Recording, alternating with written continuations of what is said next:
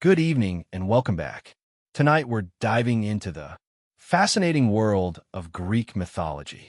As always, let me know where in the world you're listening from. Get cozy, settle in, and let's begin. In the beginning, there was no Olympus, no earth, no sea, no sky. There was only chaos. And chaos was not the kind of chaos modern tongues describe. Disorder, confusion, frenzy. It was older than language itself. Chaos was a yawning void, a gaping nothingness without form or direction. It was not evil, nor good, nor even neutral. It simply was. From that ancient nothing came the first stirrings of existence. Gaia, the earth, vast and unshaking. Tartarus, the abyss. Beneath the earth, dark and dreadful. And Os, the force of love and desire. The binding agent of all future. Creation. These were not gods as we think of them, not yet but elemental. Truths given form. Then came Nyx, the night, clothed in a shadow so thick even chaos recoiled. She was followed by Erebus, the darkness of the underworld, who would dwell beside her in that early silence. From the union of night and darkness came ether, the pure upper air breathed by the gods. And Hera, the day, who from the beginning was fated to chase her mother endlessly across the sky. Thus, the cycle of night and day was born not through science, but through myth, through a family of strange, invisible titans who lit and dimmed the sky with each passing hour. Gaia, the earth herself, did not lie idle. She was patient and fertile, and from her own body she brought forth Uranus, the sky vast and star-strewn. He was both her son and her consort, and when he arched over her, stretching across the heavens, the world found its first shape, a domed sky above a broad, an endless plain. Gaia also birthed the mountains tall and wild, and Pontus, the sea, who surged with a will of his own before ships or sea monsters ever touched his waters. Together, earth and sky became the first great pair, and their union brought forth the Titans, the first generation of powerful beings who would rule the cosmos long before Zeus and his kin rose to power. There were 12 Titans in all, 6 sons, and 6 daughters, each vast and elemental in their own right. Oyanes, the encircling river. Hyperion, the lord of light. Kois, the inquirer. Cus, the constellation bearer. Iapetus, the ancestor of men, and Chrones, youngest and most cunning. Among the daughters, Thea, shining mother of the sun and moon. Rhea, future mother of gods. Thais, embodiment of divine law. Mnemosyne, the memory of all things. Phoebe, the radiant one. And Tethys, the nourishing sea. But Gaia's womb was not finished with them. She bore monstrous children as, well, beings of strength and dread. First came the Cyclopes, Brontes, Steropopes, and Argus, each with a single eye burning like a forge in the center of their brow. They were the smiths of lightning, strong and simple, and they feared no god nor giant. Then came the Hecaton Kyres, the 100-handed ones, each of them enormous and terrible to behold, with 50 heads and 100 arms each, capable of stirring the very foundations of the world when enraged. Uranus, though lord of the sky, trembled at the sight of these monstrous offspring. Ashamed and frightened by their grotesque strength, he forced them back into Gaia's womb, the depths of earth itself, and sealed them there, hidden away beneath layers of rock and grief. Gaia groaned beneath their weight. The earth, once proud and nurturing, now suffered with every breath. It was in this pain that she began to scheme. But that is a story for another day. 4. Now, remember this. In the oldest age, before law or justice, before sword or plow, the world was made not with hands, but with force and union and grief. Chaos birthed the first forms, but it was Gaia, the great mother, who gave them ground to stand upon. The union of Gaia and Uranus, earth and sky, was the first great marriage of the cosmos. It was not a marriage of altars or witnesses, but of necessity and nature. The sky stretched over the earth, holding her tightly, pressing her beneath his star-stewed body night after night. From their joining came the Titans and other mighty offspring, but also a deep and growing sorrow. For Uranus, though proud and vast, was a jealous and fearful father. He saw in a monstrous children, Gaia, bore not strength, but a threat to his dominion. He looked upon the Cyclopes and the hundred-handed giants with revulsion, not wonder, and with swift, cruel judgment. He thrust them back into Gaia's womb, deep into the belly of the earth, where no light reached and no voice could echo. Gaia groaned beneath their weight. It was not only the agony of bearing them within her again, but the betrayal of her consort of sky, who should have cherished their children as she did. Night after night, Uranus descended upon her, pressing down the heavens to meet the earth, blind to her pain and deaf to her grief. She could endure no longer. And so from her own flesh she fashioned a weapon, not of bronze or iron, for such things had not yet been dreamed, but a great sickle of unyielding flint, jagged as truth and sharp as vengeance. Then she went to her Titan sons, the firstborn and mightiest among her children, and laid bare her suffering. Your father has wronged me, she said. He has caged your brothers. He has silenced the womb that bore you. Who among you will aid me? One by one, they turned away, fearful of their father's might. Only Crones, the youngest, the shrewdest, the one with watchful eyes and a patient heart, stepped forward. I will do it, he said. Give me the blade. So Gaia set the trap. She waited for Uranus to descend as he always did, laying himself across her in the dark. And from the shadows, Crones sprang. With a steady hand and no hesitation, he brought the sickle down upon his father. The sky shook with Uranus's cry as the blade bit deep, severing the source of his power. Crones cast the bloodied flesh into the sea, and from the crimson foam that rose upon the waves, something new was born, a figure of impossible beauty, terrible and irresistible in equal measure. From that white froth came Aphrodite, goddess of love and desire, who would later cause kings to fall and empires to burn. She stepped ashore at Cyprus, radiant and serene, untouched by the violence of her origin. But Gaia's vengeance did not end with blood. From the droplets that fell upon the earth sprang other beings, the furies cloaked in shadow and vengeance, who would haunt oath breakers and kinslayers until the end of days. The giants who in time would rise up against the gods themselves, and the Melior, nymphs of the ash trees, guardians of the wild and the old ways. Uranus, wounded and dethroned, vanished into the heavens, leaving the world to his children.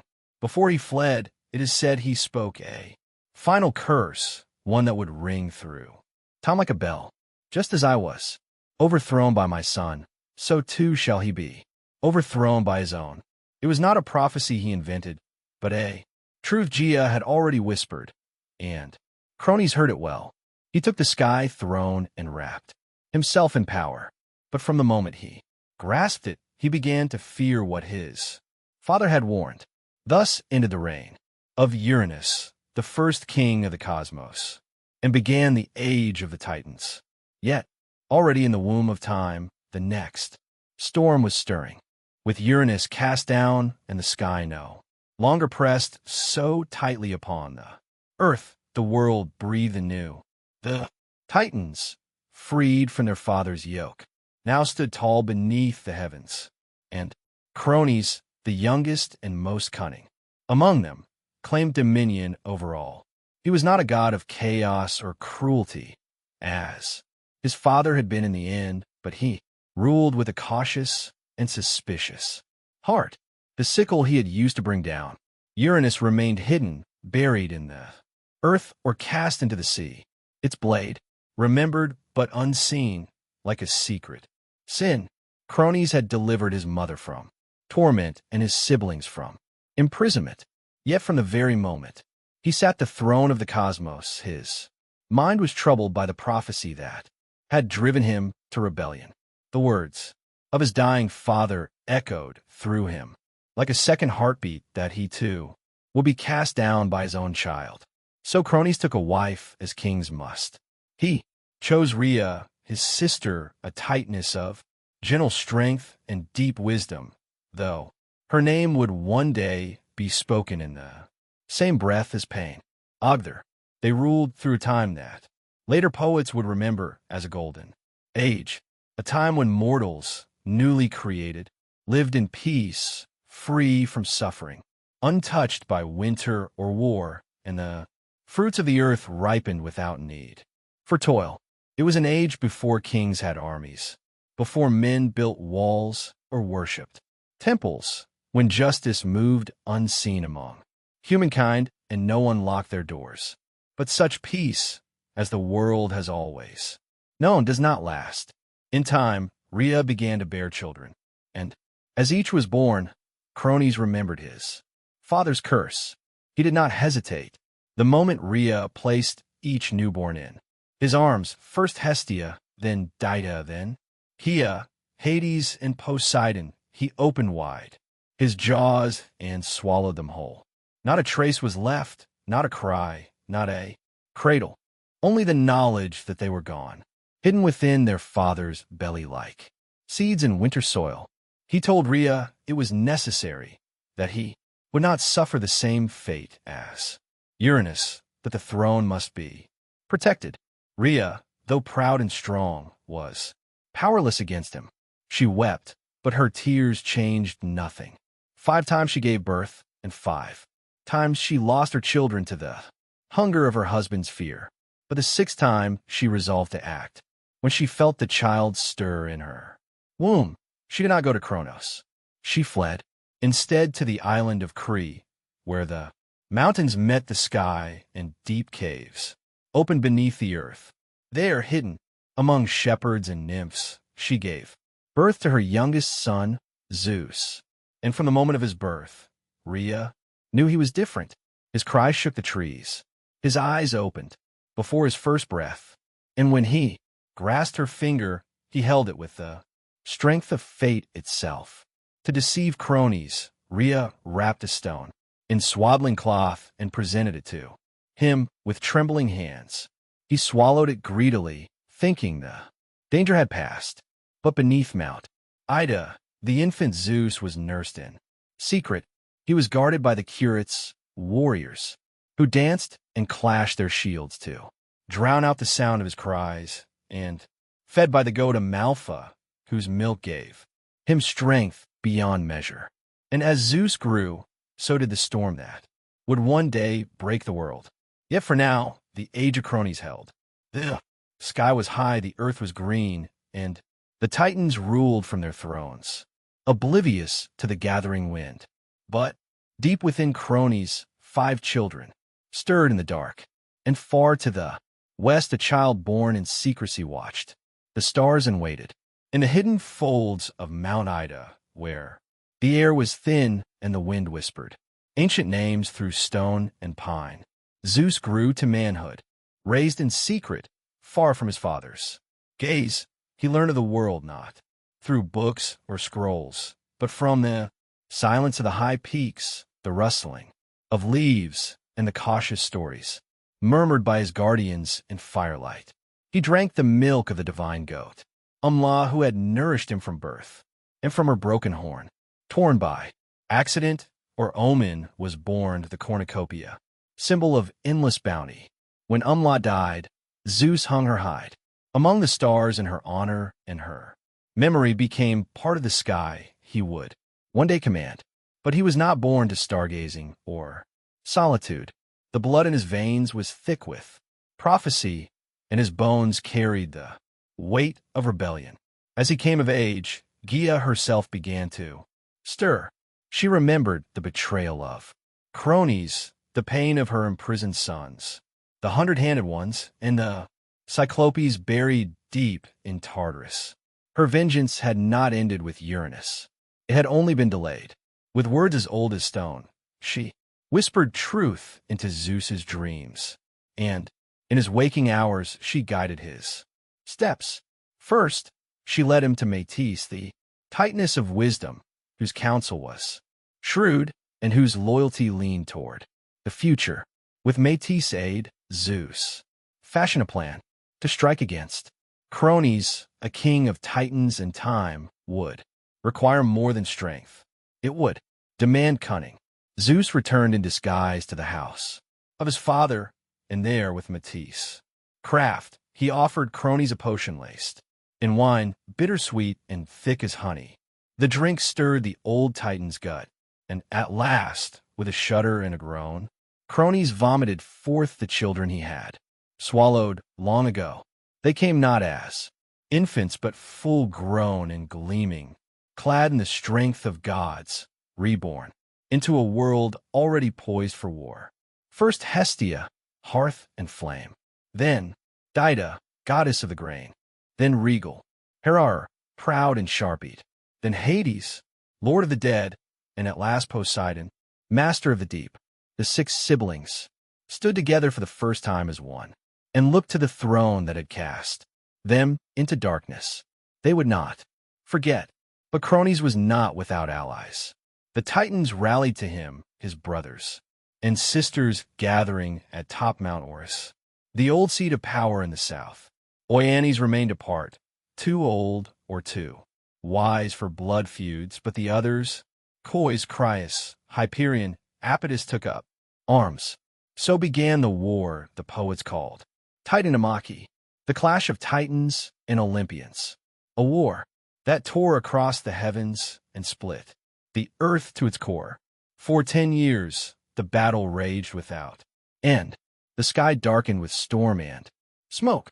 Thunder and fire echoed across the mountains, and the world below, still young and silent, watched in dread as its masters fought for the right to rule. The Titans held Orus, tall and time-worn, while Zeus and his kin made their stand upon Mount Olympus, a peak still, unscarred by war. The battles were terrible and unrelenting. Lightning tore open the skies and tidal waves swallowed islands whole. Volcanoes bled fire, and winds howled like wolves. At times the war seemed endless, neither side able to land the final blow. But Gaia, ever watchful, knew that the balance could not tip without what had been long buried. She counseled-led Zeus once more. If he were to win, he must descend into Tartarus and free his monstrous uncles, the Cyclopes and the Hecaton Chiers, whom cronies had kept locked in chains out of fear. With his siblings beside him, Zeus broke the gates of the underworld and released the imprisoned powers. The Cyclopes, grateful and eager, gifted Zeus his greatest weapons, the thunderbolt, the symbol of sky and storm. To Poseidon they gave the trident with which he would command the seas, and to Hades a helm of darkness that would make him unseen. The Hecatonians, giants with 100 hands, joined the fight at last, hurling mountains like stones and battering the Titans with the fury of ancient things unbound. With these allies, the tide turned. The Olympians pressed forward with a fury no Titan could match. Cronies, proud and unyielding, fought to the last. But the prophecy, as always, unfolded without mercy. The Titans fell. One by one they were driven down, cast from the high places of the earth. Zeus did not slay them. He imprisoned them as his father had done before. Deep into Tartarus they were hurled, bound in chains forged by the hundred-handed ones behind bronze gates that would never rust or break. Only a few escaped that fate. Prometheus and Epimetheus, who had sided with the gods, and Thais, who foresaw the justice of their rule. So ended the reign of the Titans. The sky cleared, and the world, scarred by fire and war, began to heal. The throne passed to Zeus not by birthright, but by might and wisdom and fate fulfilled. Yet even as he claimed the heavens, the shadow of Croni's curse lingered behind him like the echo of an old song. For power once seized must always be watched, and no ruler, god or mortal, sits secure forever. When the war was over and the world lay quiet beneath the sky once more, the victors stood amidst the rubble of creation. The Titans were chained in the depths of Tartarus, their groans swallowed by that black abyss from which no echo returned. The old order had been broken, but with the storm of war ended, the gods faced a new challenge, perhaps greater than any battle to rule. For conquest may be won with fire and fury, but rule demands judgment, patience, and division. The world was wide and wild and filled with powers, both known and yet unnamed. It cannot be held by one alone. Zeus, eldest among the gods now born, again stood at the center of this new age. Though not the firstborn, he was first in might, first in cunning, and first to move when action was demanded. But the old laws carved not on stone, but into the bones of the cosmos itself, did not grant him sole dominion. He had two brothers, both tempered by war and made strong in their own right. Poseidon, who had driven the sea to foam in his wrath, and Hades, who had worn the helm of darkness and moved unseen through battlefield and cavern alike. They too had shed blood, taken risks, and suffered loss. The throne of the cosmos could not belong to Zeus alone, lest the seeds of war be sown anew, this time among brothers. And so the three gathered, Zeus, Poseidon, Hades, and cast lots to divide the realms of the world, not through bickering or force, but by fate itself. Did the dice fall? This was no child's game. The casting of lots was sacred, guided by the same power that had spoken through Gaia's whispers and shaped the course of the Titanomachy. They threw the bones and waited. When they landed, the world was drawn into three great dominions. To Zeus fell the sky, the broad heavens, the air between stars and peaks. He became lord of thunder and rain, master of storm and cloud, and the undisputed king of Olympus. His voice would echo in thunderclaps. His fury would blaze in lightning, and the eagle became his herald, soaring high above all. To Poseidon fell the sea, deep and restless, full of mystery and monsters. He took the oceans, the rivers, and every spring that bubbled from the earth. With his trident, he could shatter cliffs and stir the tides to rage or calm. Beneath the waves, he built a palace of coral and gold, and there he ruled not only over fish and current, but over creatures older than time, sea serpents, leviathans, and things whose names had never been spoken aloud. To Hades fell the underworld, the land of the dead. It was not a prize most would have chosen, but Hades took it with quiet resolve. He ruled the shadowed realm with stern dignity, his kingdom hidden beneath the earth where the sun did not shine. There he became master of the shades, the judge of mortal souls, and guardian of wealth, hidden in the deeps, gems, metals, and secrets lost to time. Though men feared his name and whispered it only when necessary, Hades kept the balance between life and death, and it was said he never once broke the laws he was sworn to uphold. The earth itself, Gaia's own flesh, was left as a common realm shared by all. The mountains belonged to no one. The fields were roamed by mortals and spirits alike, and the forest grew wild, under no single banner.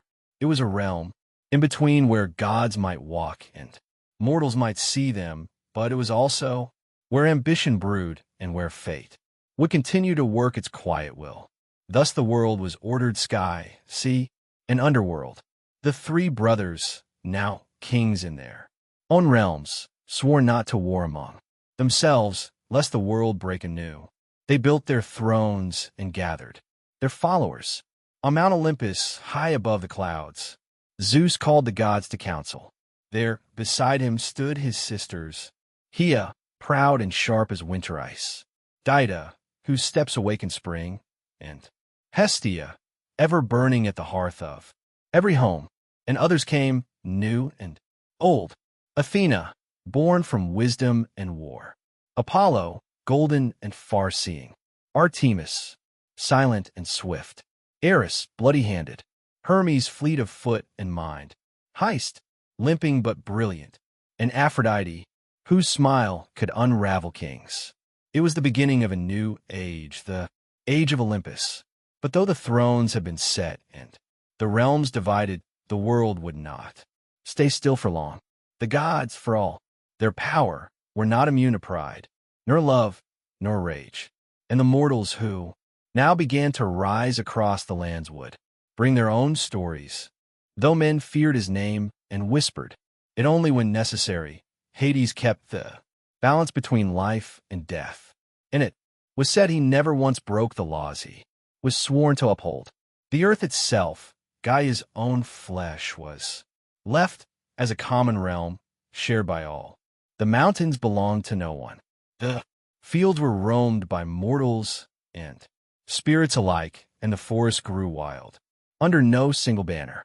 It was a realm in between where gods might walk and mortals might see them, but it was also where ambition brewed and where fate would continue to work its quiet will. Thus the world was ordered: sky, sea, and underworld. The three brothers, now kings in their own realms, swore not to war among themselves, lest the world break anew. They built their thrones and gathered their followers on Mount Olympus, high above the clouds. Zeus called the gods to council.